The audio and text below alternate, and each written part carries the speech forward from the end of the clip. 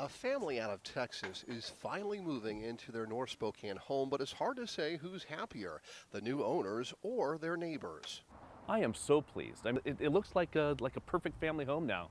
And the fact is that I'm going to be living next to hopefully a really nice couple of people. So this is what the same piece of property looked like last November after the home went into foreclosure and became a hangout for gang members and criminal activity. They bring stolen property here, they trade stolen property, trade drugs. My wife's car was broken into twice. The garage had a stolen car in it, lots of drugs, lots of alcohol. That's why the Spokane Police Department's Civil Enforcement Unit declared the property a chronic nuisance but couldn't get the lender to respond.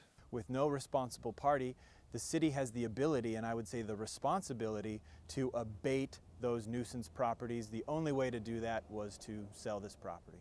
And the court will sign off and grant your motion today. Ultimately, the city of Spokane took the unusual step of going to court and putting the foreclosed property into receivership.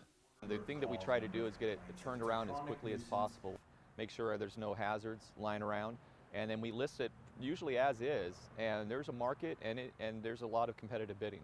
In fact, the home sold almost immediately, but by then, months of abuse from squatters had taken a terrible toll. It's a mess. It is absolutely a mess. They probably stripped this wall to burn for firewood down in the fireplace.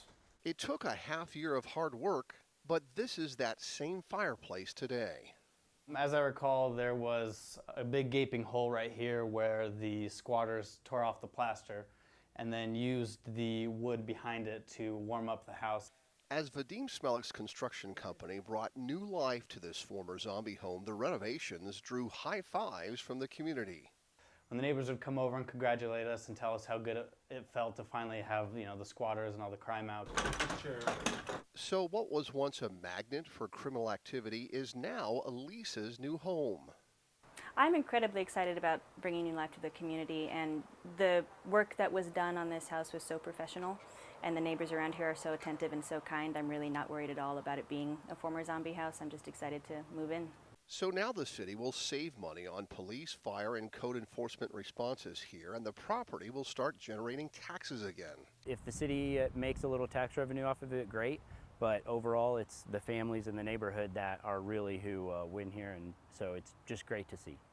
This is the 13th home Spokane has placed in receivership, and while the city doesn't like suing big-name banks in court, sometimes it's the only way to kill off a zombie home.